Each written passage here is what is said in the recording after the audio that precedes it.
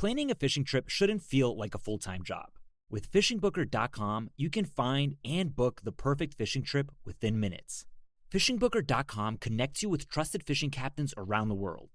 Booking is fast, easy, and secure, with access to verified customer reviews, loyalty rewards, and around-the-clock customer support. Everything you need to book with confidence is in one place. So head to fishingbooker.com and start planning your next fishing adventure today. Planning a fishing trip shouldn't feel like a full-time job. With fishingbooker.com, you can find and book the perfect fishing trip within minutes. Fishingbooker.com connects you with trusted fishing captains around the world. Booking is fast, easy, and secure, with access to verified customer reviews, loyalty rewards, and around-the-clock customer support. Everything you need to book with confidence is in one place. So head to fishingbooker.com and start planning your next fishing adventure today.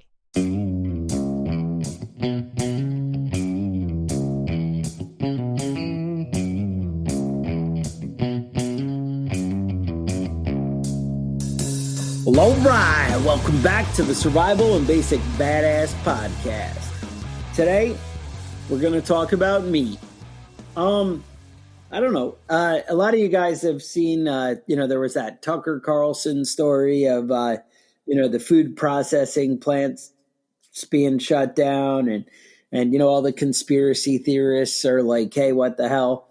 And anytime you look at the little Reuters fact check, or they had the Snopes fact check, I don't even know if Snopes is a thing anymore. I know they used to be, but I don't really see them critiquing my shit anymore. So I don't know. Yeah.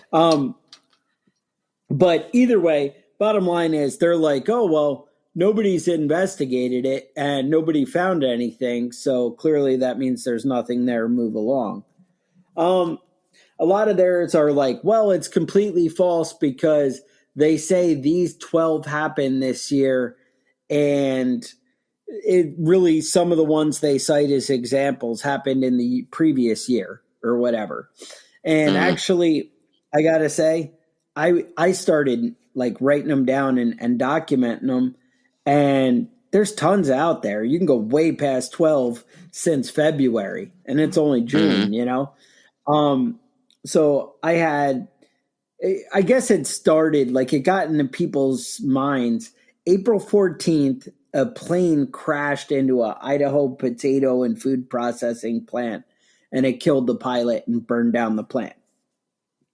Then April 22nd, another plane crashes, and the thing is, it was near a General Mills plant. Now, when they say near, they're trying to make you think oh, it could have been 5 miles away. Well, no, it was near so that it took out 6 tractor trailers in the parking lot. Yeah, that's pretty near. That's pretty near, and that was in Georgia. So, all right, whatever. That, the guy was either, I know they tried to crash a plane into, maybe the White House, but they ended up in a field in Pennsylvania. Sometimes it doesn't go the way you think it's going to go, right? But all right, we're going to dismiss that as planes crash. But I got to say, 2 in 8 days, that is kind of weird, right? February 5th, there was a Wisconsin River Meats had a big fire, burned the place down. Shearer's Food in Oregon on February 22nd, they had a propane boiler explode. I guess it happens. It's weird. March 17th in Indiana, this is a bigger one, the Walmart Distribution Center. You guys don't realize, but these distribution centers are huge. I was looking at some, and they were like, oh, but that's a small factory. It didn't matter. And they're like, yeah, they only lost 50,000 pounds of grain, 35,000 pounds of meat. And I'm like, what the fuck? Yeah, that's a lot. To me sounds big. To me, that's significant, but who knows? Nestle Hot Pockets in Arkansas, March 22nd. They burned down. Oh, you start messing with my Hot Pockets, man, we're going to have some problems. Right? Meat market in butcher shop in New Hampshire caught on fire.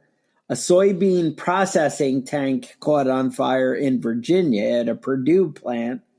Rio Fresh onion packing, March 31st, April 13th, Taylor Farms food service production in California. May 28th, Minnesota fire at a commercial egg farm, 200,000 chickens. Now let's talk about, so here's the thing. So there were tons, dude. I just stopped writing them down.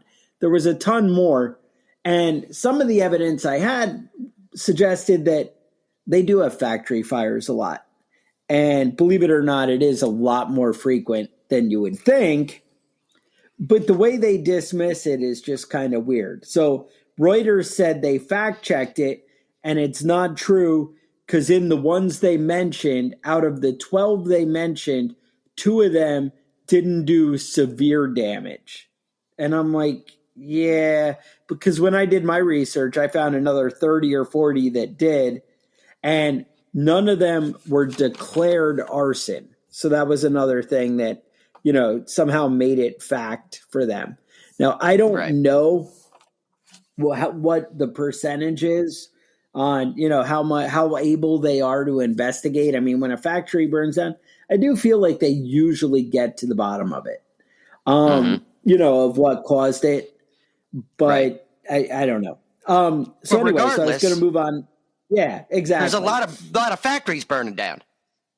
A lot of factories are burning down. All right. So they talked to one of the senior vice president of communication, so the guy who does public relations at the National Chicken Council. I didn't even know that was a thing, but it turns out.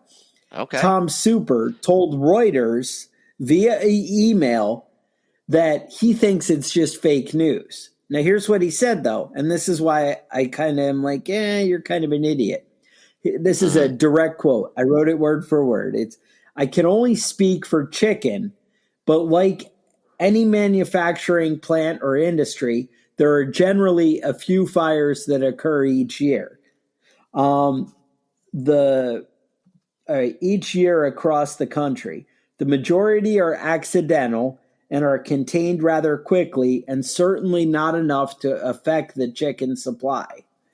Now, I gotta say, I feel like price is higher in chicken. You've seen that? I know at most local stores, I actually am having a hard time buying the different cuts of chicken.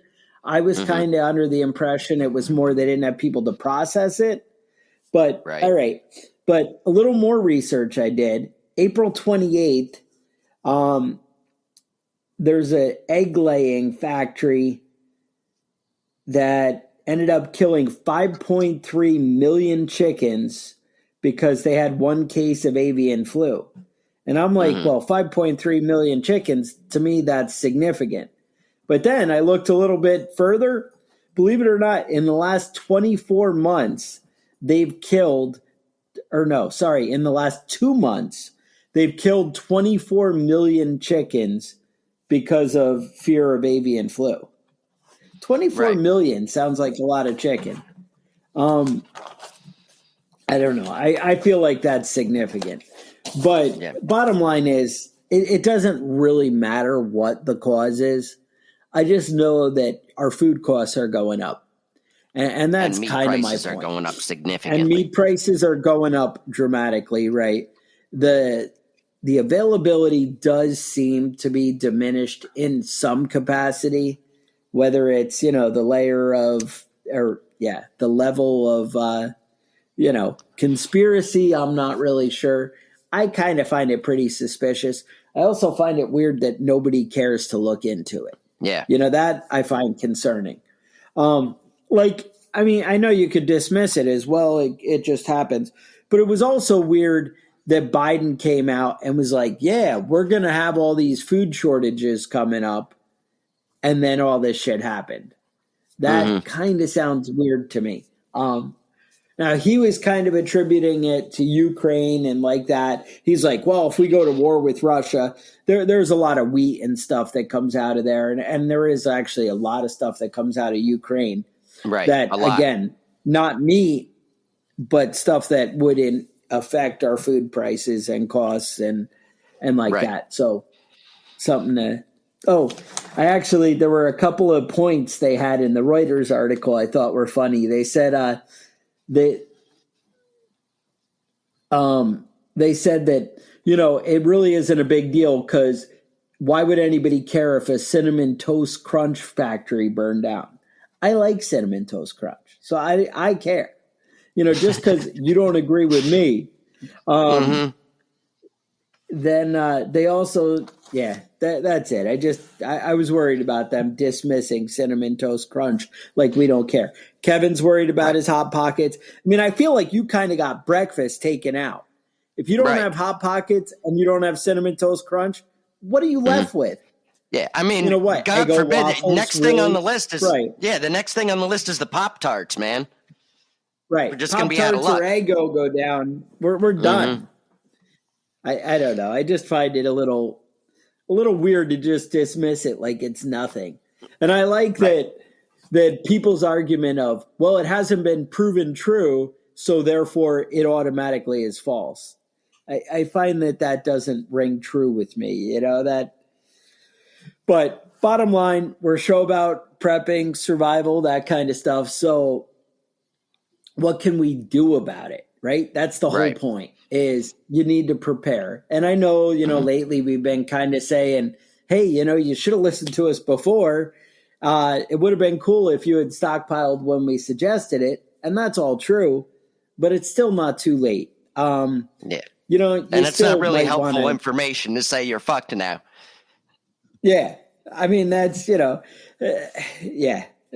was about to go on another tirade, and I try and slow it down. I'll save it for the end. So bottom line, you can grow a lot of meat yourself. Obviously, vegetables, farming, and like that, you can grow a lot of food that way and really get a great yield. I would recommend you check out that book, Secret Garden of Survival. They come up with a lot of neat ideas for the whole vegetable end. But today we're talking about meat. So there's a couple animals that you could do to set up your homestead to really change things. And I got to say, chickens are a great place to start. Right.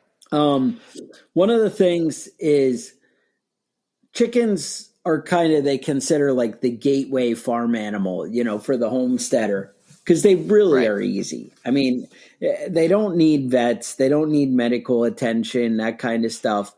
I mean, it's just a chicken. If it dies, you do. Yeah, I know some of you love your chickens. You put them on T-shirts, and it's great. And I'm horrible for saying that, but it's chicken, right? So, and honestly, aside of predators, I think I've probably raised about 60 chickens, and I would say maybe 2 we've lost to illness. The rest were from predators. Yeah. And I've got a problem illness, right now, actually. They get weird infections or something, but yeah. I've got an issue right now, and if any of you guys listening have some suggestions, let me know. But I've got a peregrine hawk that lives in my area and has been snatching up my ducks. So that means that I have to keep the ducks, contained in a smaller area to keep them protected, and it's kind of a pain in the ass. But 2 in the last 3 months have been snatched up, and I see this hawk come by every day. He comes by and sits in a tree and watches, waiting to see somebody slipping. And you can't actually kill them legally, the hawks. I think in New York you can catch them, which I don't know what that means. I don't know how I would do that. I think a pellet gun is pretty quiet, but anyway. So the great thing about raising chickens and ducks and any kind of bird is the eggs. You can get a lot of consistent protein coming from your eggs, and that's like you said, it's kind of like the first animal you're going to get on your farm if you're going to be raising animals. But there's some other great animals that you can raise for meat for low cost and low space. And the one I'm thinking of right off the top of my head is rabbits. Yeah. Now, I have a lot of information on rabbits. Okay. Can I just say, though, when I was a kid, I was a 4-H nerd, and I raised rabbits. I do have a little bit of experience with them, and I will say that rabbits actually do fuck like rabbits and reproduce fast. Dude, I have a statistic that is mind-blowing. So they said that one pair of rabbits, now this is obviously exponential, right? Right. You know, with the ones that are bred end up breeding, and they breed and they breed and it grows. One pair of rabbits over 4 years can produce 4 million rabbits. Mm-hmm. Yeah, that's a lot. Now, you're like, well, that's like fucking like rabbits. That's insane. Well, the idea is predators eat baby rabbits and regular rabbits like fucking crazy. Right. But guess what? We could be that predator. Yeah. My cat actually brought a rabbit to me this morning. Exactly. They're like, hey, you know, we had a neighbor when I was a kid that their dog would like set a dead rabbit on the front porch every day because like, hey, look, I'm bringing in, you know, earning my keep. I'm like, you know, hey, he's looking out. So there's a lot of different breeds for meat rabbits. They're typically, I have read, now I've never tried this or wanted to try this, not rabbits, but catching a wild rabbit and having it live in captivity, they actually kind of get depressed and just like won't do anything and kind of end up dying. Not a good way to go. Now, if you could catch baby wild rabbits and then kind of bring them up, you might be all right. You might be able to pull that off. And I mean, you could try it, I guess, if you're stuck in a situation and you got to start from nothing. You know, hey, I would try it. I would try and keep them contained. I would have as big of a, containment area as I could. And I would, then kind of work off the babies, Right. But you see what you could do there. But anyway, so catching wild rabbits is not exactly the answer on that. And the wild rabbits, you're going to be smaller. You're looking at like kind of 2 to 4 pounds of meat is what you would get off a wild rabbit. Mm-hmm. But these rabbits that you grow for breeding or for meat, that's a whole other ballgame. The most common that I see in my research is usually New Zealand rabbits. Mm-hmm. And they'll end up giving you 9 to 12 pounds of meat. And they lay 14 bunnies per pregnancy. And they're mature enough to eat at 8 weeks. So, and you basically end up with 6 to 8 litters a year is usually how that'll work. So that's a lot of bunnies, 60, 80, 84. So something like 84, 85 bunnies every year. That ain't bad. And a lot of people, what they'll do is they'll have 1 male and 2 females. So you can kind of keep that going. You can hit pretty good numbers. Another popular one is Californian. They're 8 to 12 pounds, but they only have 6 to 8 each litter. So that cuts back.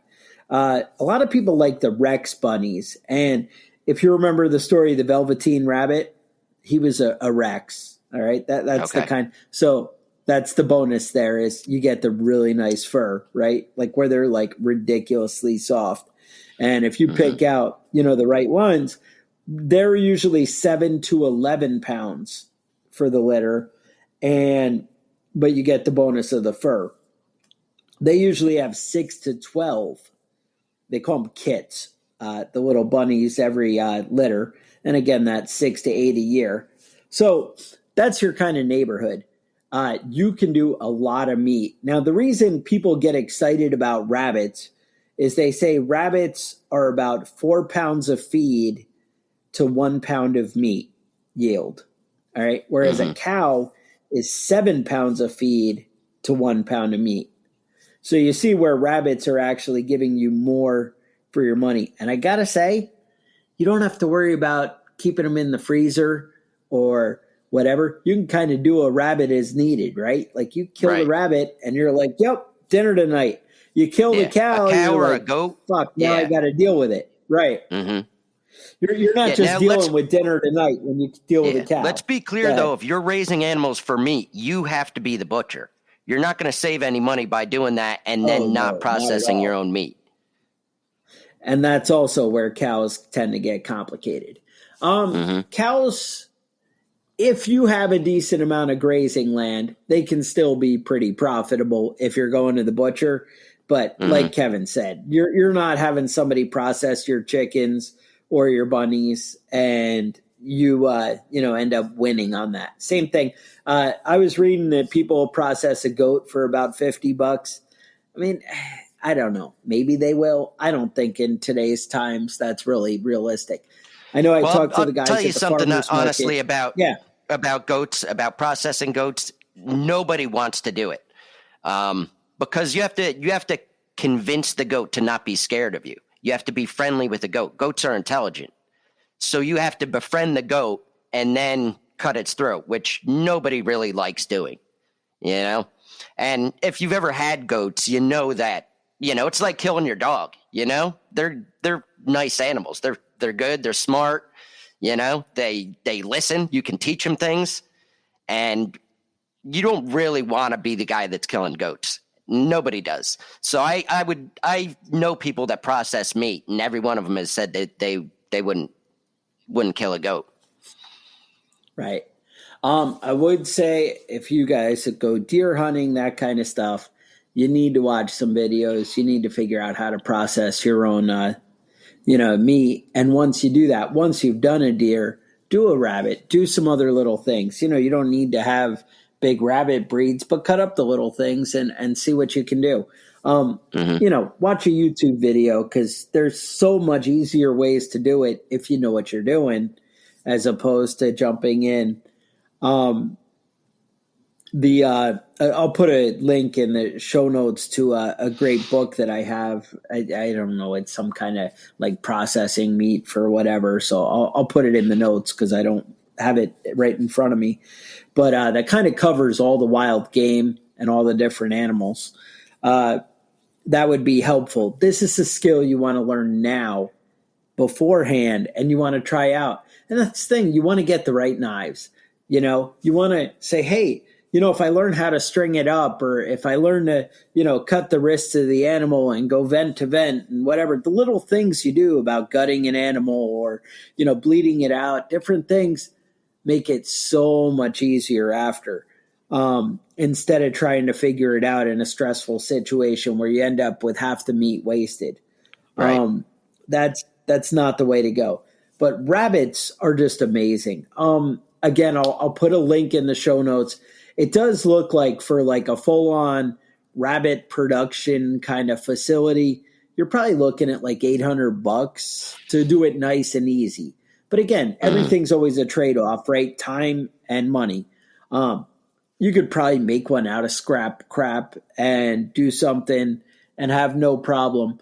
I'll put a link in the show notes of this girl I had talked about a little while ago. It's like, if you just search, I think it's like Tiffany's Rabbit Hutch or something. She does a nice video and has a link to some cages that seem pretty awesome.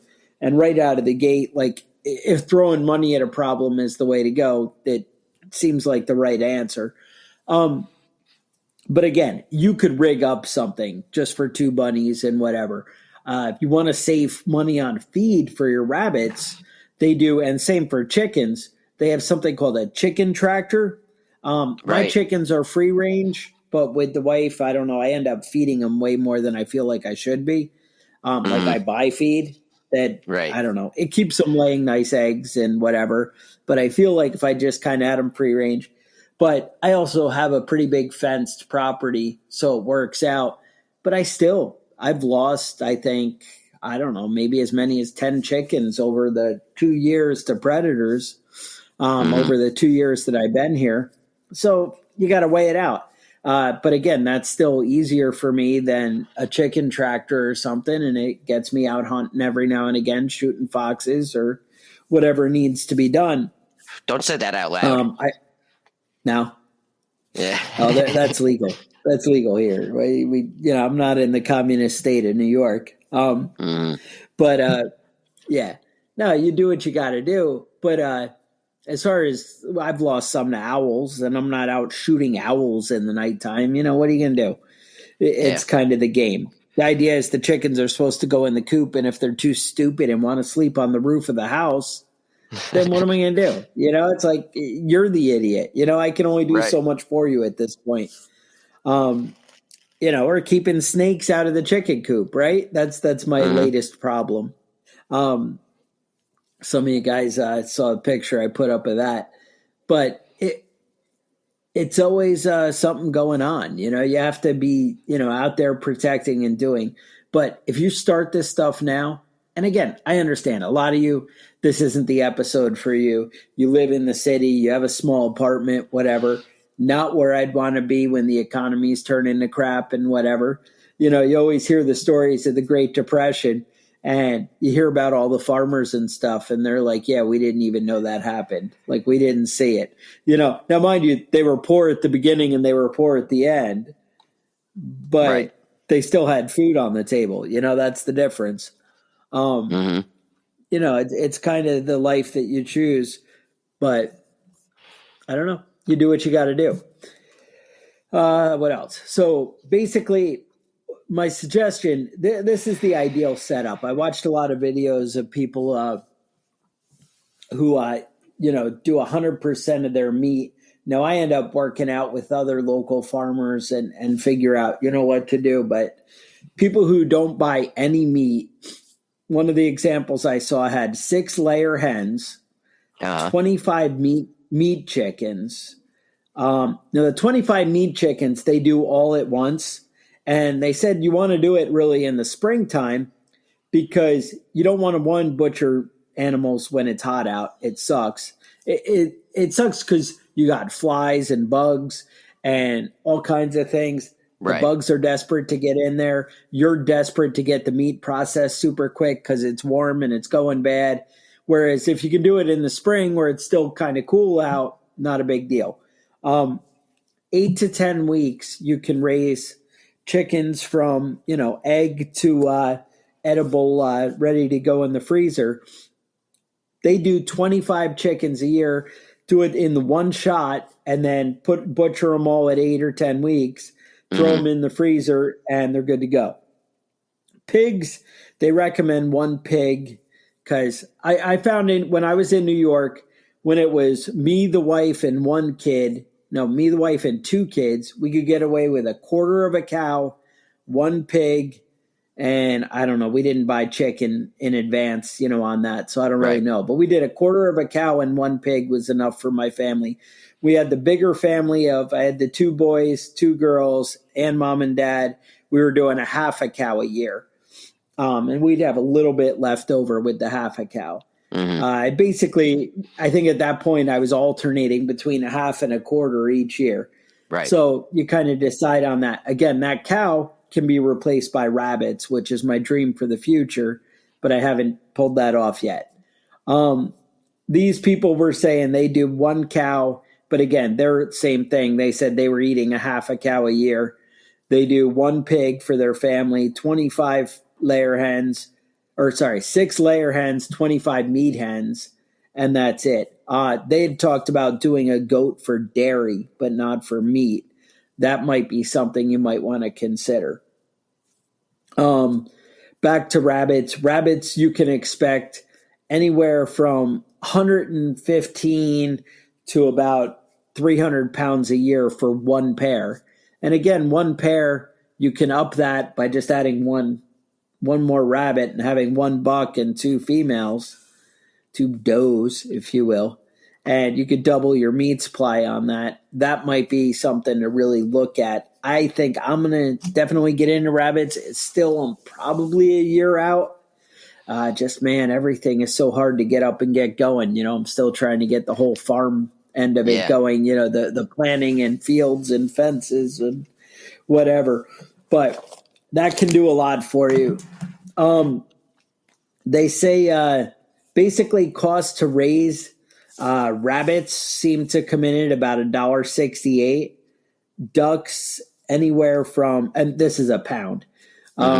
Ducks seem to be $2.23 a pound for if you're feeding them crap. They said if you feed them better stuff, it's like $5.38 a pound. So that's a little expensive. Grass-fed beef is $1.64 a pound, so it comes in a little cheaper. Pig comes in at about $2.13 a pound. Chicken at about 33 cents a pound. Goats at about $1.25 a pound. Now, I know goats eat a lot of, you can just kind of free range them. You don't even have to supplement too much. I think part of that $1.25 was butcher. You can save a lot of money on any meat if you, the more land you have and the more free ranging you do, All day. Pigs can be very expensive, but they can also take care of themselves if they have enough space, or at least to an extent, if they have enough space to move around, and takes a lot more space for a pig than a chicken, Now, what do you think about small game hunting? A lot of people disregard it. A lot of people don't bother with it. But squirrel, rabbit, turkey, a lot of these things are worthwhile, and they're just walking through your yard. If you know how to do it and you know how to butcher the animal, you can save a lot of money on meat. Obviously a squirrel doesn't have a whole lot of meat on it, but you can get a few squirrels a day.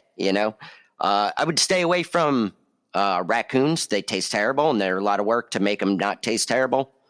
Any sort of stuff that digs in your trash is not really worthwhile. You also want to be conscientious of parasites. So you want to do some good cooking. Now, one of the animals that is kind of in the small game hunting area in certain countries is cat. Now, I've never eaten a cat. There are some places where it's a little bit more common. Some is people that in Chinese Australia, restaurants? Well, let me tell you something. I was looking into it. So they don't eat a lot of cat in China, except for the province of Guangdong. And the people, the older people say that cat is a good warming food during the winter months. Nice. They also have a dish where cat is a main ingredient, and the dish is called Dragon Tiger Phoenix, which is basically a meal made with snake meat, cat meat, and chicken. Which I'm not really interested in trying that, but whatever. Different strokes, man.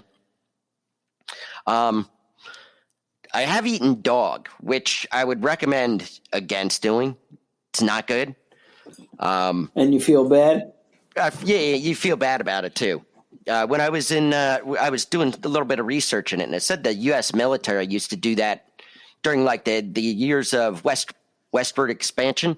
The U.S. Army, if they were short on food, the order they would kill things in was horses, then mules, and then dogs after that. You don't want to be eating dog meat because it just doesn't taste good. Squab. Now, squab is pigeon. And if you're going to buy that online, it's about $25 a pound, which is ridiculous. If you live in New York City, you can just snatch them up. Yeah. So, it's something not worth buying, but if you see pigeons around, they're not bad food. I've eaten squab before, and it was cooked, in a terrible way. It didn't taste good, but the meat itself was not bad. Turtle, snapping turtles. I've eaten turtle before.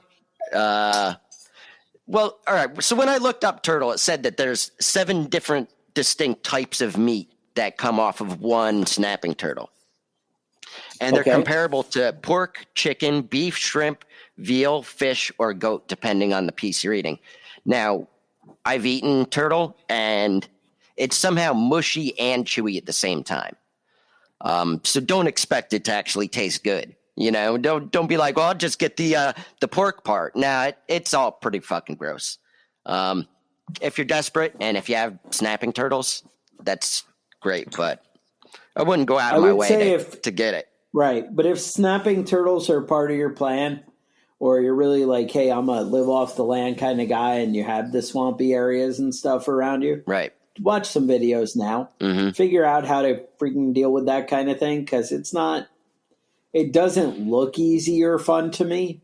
I know people do it, but yeah, figure it out. Watch how it's done. I know that all the animals that I process, after I've watched a video or seen somebody do it, I know I hate that we live in a world that you have to go to YouTube and find the one guy that knows how to do it, as opposed to when it would be like, oh, go ask Johnny up the road. Right. He does those. The crazy uncle that lives across town. Yep. Right. And I mean, if you find that guy and can really use him as a resource, you really need to take advantage of that and don't let these skills die. But just the same, maybe you watch all the videos, do the research, and maybe you become that guy. I mean, you need to kind of keep some of these skills alive. That's one of the big things, that we become so dependent as a society. Like, we need the infrastructure. We need our government. We need to be taken care of, because nobody cares about the skills to take care of ourselves.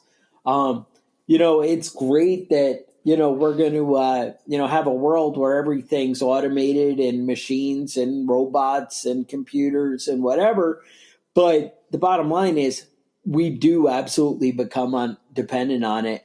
And such a large majority of the world would die without it now, because we don't know how to live any other way. We don't know how to take care of ourselves.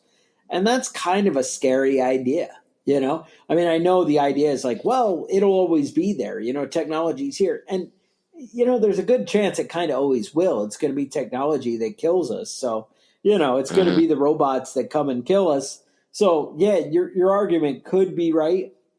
But it also could just be one EMP away from trying to have to figure that shit out for yourself.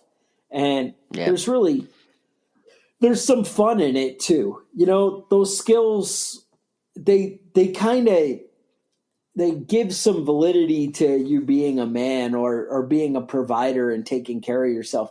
They say that men actually have less testosterone now, and we're becoming more, wussified as society goes on. I don't know the word that we should be using. It's microplastics. Here. It's all microplastics. Microplastics. That's what's doing us in. All right. It could be that, or it could be that we don't get out and hunt. We don't do anything. We just all sit and stare at our phones and worry about nonsense. And the closest thing to, going out and eating something is playing some bullshit game on the internet, So right. I don't know. I'm just saying you might want to look into that. I know it's a great YouTube channel, Deer Meat for Dinner. That guy seems to find ways to cook and clean and do everything. Has a lot of neat different things. They all seem to come back to the same recipe, but Yeah, Meat Eater is a great show too, where he has a lot of different types of food that he butchers and cooks. Now, let's talk real quick about people are saying, Chuck, Kevin, I'm not going to do any of this bullshit.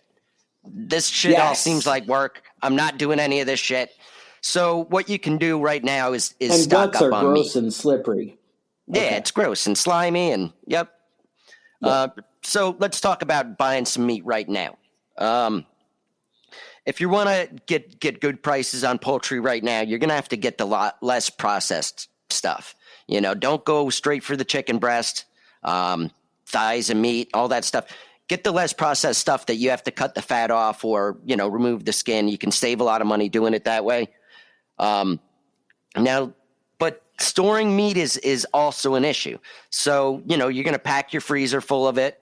And then, Chuck, you just mentioned something about an EMP. A lot of these things seemed unreasonable, a few years ago, not realistic. But the truth is, we've seen the power grids failing in the United States. And the idea of a cyber attack is not, completely crazy anymore. It's reasonable to worry about that sort of stuff. So if you're going to freeze all your meat and get everything stored up and ready to go, you're going to want to be conscientious about that. Have a generator. 3 days is enough to destroy all your meat. You're going to want to have a backup plan for it. A temperature alarm, anything, on your freezer might be a good way to go. You don't want to lose all of that meat. Fact. Right. Yeah. So, and it's going to be more expensive. Don't get me wrong. Yeah. Like, this is the cheapest meat you're going to get for a while. The stuff that's at the grocery store right now. So And now is a great time to invest that money in and get ready to go. Just make sure you don't lose that investment by, something stupid happens and you end up losing all that money. You guys heard me mention that I buy a quarter or a half a cow. Now, I haven't since I moved to North Carolina. I haven't found the right guy to buy from. I buy actually fresh meat because my wife goes to the farmer's market every week, and we buy from our local, cow guys and our chicken people and whatever. But I pay through the nose on it, and I don't get excited about buying in bulk like that. And I do get some grocery store meat still. When I was in New York, I had a hookup with a great guy who was nothing but amazing to me. And he got me great meat for very cheap, and I did buy a half a cow one year, and I had a big upright freezer. I put it in. It was so new. So basically, he would send it to the butcher, and I would go to the butcher and pick it up. And then I'd go over to his house like a week later and pay him, whenever it was convenient. And I hadn't even paid for the meat yet. I'd eaten less than 5 pounds of it and a whole half a cow in the freezer. So I think we were in the neighborhood of like $1,400. And something happened. I think it was something stupid, like the drain in the freezer stopped and backed up. So what happened was the drain, it ended up when it defrosted, it built up a little water, and like 2 inches high, it stopped the air from circulating, which just made the freezer get a little bit warmer. But it was enough that the plastic frozen bags of meat ended up thawing a little bit, and they pushed the door open a half of an inch. And then the humidity got in, and it freaking just turned into a disaster. Then everything melted, pushed the door open like all the way, and there was just blood on the floor when I came out. And I had to take it all to the dump, and I'm sure the dump didn't smell good after that. And and then I had to go pay the guy $1,500 for the meat that was already in the dump. And I didn't even tell him. I was like, yeah, thanks. The meat's great. Because I'm like, yeah, I don't want him to feel bad for me, whatever. That's my problem. I'm stupid. But damn. So try and protect your stuff. Find a way to take care of it. But my point is, Kevin's right. Raising your stuff fresh, having your own stuff, especially something smaller that you can do more on demand, like chickens and rabbits, that you can kind of process it and deal with it on your own terms, might be a way better way to go. Plus, having the skill and knowing how to do it, you're not affected by big environment outside things like like bird flu and things like that. Yes, it's possible, but you're not worried on the national scale like things are. Your things are pretty isolated. Obviously, you can't control what birds come in and fly and interact with your flock. Yes, they could get bird flu, but the bottom line is, when your stuff is separate, you can have a lot more control, and you're not as affected by the outside market. So that's something, to take into account. Now, Kevin had just said that maybe you need to be thinking about small game and stuff like that. Well, you know where I'm going with this, right? Ammoseek.com. You're like, well, Chuck, I need 22 long rifle to take care of that small game. We got you. You want to find the best price? You want to buy it in bulk? Ammoseek.com. These guys are going to have it. They're going to tell you who's got it in stock, who's got free shipping, what their shipping costs are like if you want to, maybe sometimes working it in, it's not the best deal. So they're going to help present it all to you, lay it all out. You pick out what you like. Maybe you want to get the deer. Hunting season's coming up. September's just around the corner. You want to get some 30-30. You need to be ready for shit. Guess what? Ammoseek.com. Hard to find at your local store. They're going to tell you who's got it, who's got the best price, and who can ship it to you. So I don't know how you'd go wrong with something like that. I mean, bottom line, if you're going to do all the legwork, do everything for me, and just make it easy, I don't know why I'm not buying thousands of bullets every day. I mean, that's the bottom line. Right now I'm on the thousands of bullets every week schedule. I feel like I need to step up my game, you know? I don't want to get lost in that. But, you know, hey, to each their own. I'm just saying, if you want the best deal, don't play games. Find out who's got it instead of searching 30 websites like I used to do all the time to, you know, oh, who's got a sale? Who's going on? Now you can, right now, I know what's going on right now today. So, ammoseek.com. Yeah, if you're going to pick up any ammo, that's the place to go and find the best prices. ammoseek.com. All right. Anything else you want to hit on? Oh, did you see that guy, Alexei Navalny, disappeared? Do you remember him? He was he was running for president in Russia, and then they poisoned him with some weird radioactive shit. They put it on his underwear band, and then he went to a hospital, and I think he was in Europe somewhere, and because he was in the hospital because they poisoned him, he didn't check in for his probation hearing, so he went to prison. And now they're extending his prison sentence by several years for fraud or something. But then he just disappeared. Oh, yeah, sure. He's not in the prison that he was in before. Escape artist. Yeah, well. Is that not what you were thinking? That's not what I think happened to him. No. No, but I think it's not a good idea. It's not smart to be to be a politician in Russia. Oh. Yeah. Oh no. You don't want to be somebody that's a threat to Putin being elected. Not today. Not in today's day and age. Not healthy. No, not good. So it's always something in the news.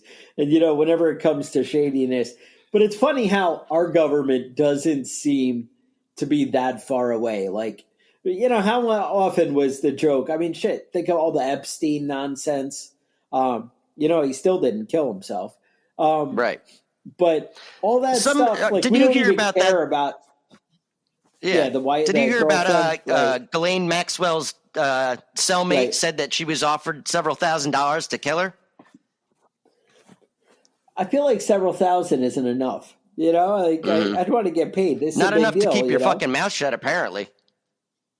No, not, you know, hey, that's the thing. It's ridiculous that, you know, this kind of thing. And how does it go on? And everyone's like, well, we don't know, but we're not going to get to the bottom of it. You know, like, we don't know why those cameras were shut off and the guards weren't watching. And, you know, who knows, right? I mean, that's fucking ridiculous. That's exactly, you know, that's my point. That's why nobody raises an eyebrow at the whole, you know, food processing plants getting destroyed. And they're like, well, there was no evidence.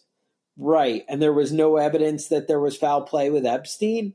I mean, you know, when you tell me and expect me to believe this shit, you know, it's that whole, you say it's raining, but you're pissing down my back, you know, it's right. Yeah, no, or whatever. It's fucking ridiculous. You can't lie to me constantly and then be like, well, why do you question stuff?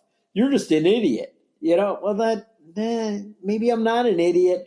Maybe I'm an idiot if I believe the bullshit that you're trying to get me to swallow, you know? So that's all I'm saying. But yeah. Well, anyway, I'm going to say that the rest of 2022 is going to be worse than 2020 and 2021. I'll tell you that. Get ready, man. Things are going downhill fast, like you just said. Yeah. It's just a mess. There's no sign of things getting better. Did you hear? This is about a week old now, so, you know, don't yell at me because I'm bringing your news late. But freaking Biden sent a letter to the oil companies saying, look, you guys keep raising the prices and causing problems. If you don't get your shit straight and bring down the prices, then I'm going to have to start taking over the industry and telling you how to run your business. Yeah. And I'm like, that only seems like that could help. That always works, you know? Well. If only the government would step in. Didn't we do that in Venezuela? Weren't they the fourth richest country in the world? Mm-hmm. And then the government was like, you know, if we stepped in and helped with the oil and gas business, we might be able to make things better. And now I think the average household income is 0. I was like, that can't even be a thing. And I'm like, yeah, that's the problem. So I'm just saying it doesn't usually end well, and there's no sign of things getting better. And I'm sure the recent Supreme Court decisions lately are going to make us all want to get along and hug each other. And everyone's I did just see really the State Department. Yeah, I just saw the State Department put out a warning that terror threat is increased because of that. So, that's going to be fun. Well, obviously, when they said that it's increased because of recent Supreme Court decisions, they're talking about how in New York they're going to make them give out concealed carries just because people don't list a good enough reason. I'm sure that's what they were referring to, and we'll move right along at that. You guys want some badass T-shirts? Let people know you're not giving them a fucking inch. Maybe you want to go to preppingbadass.com. Maybe you want to support us on Patreon at patreon.com/preppingbadass. Or, even better, you have show topics, ideas, things you want to talk about, things you want to hear about. Maybe you have an opinion. Maybe you want to tell Kevin where he can really go. You can email us at preppingbadass@gmail.com. We always read them. 90% of the time we answer them. And that's all I got for you. So with that, stay safe. There you go. And we'll talk to you guys next week. The Survival and Basic Badass podcast is a proud member of the Self-Defense Radio Network.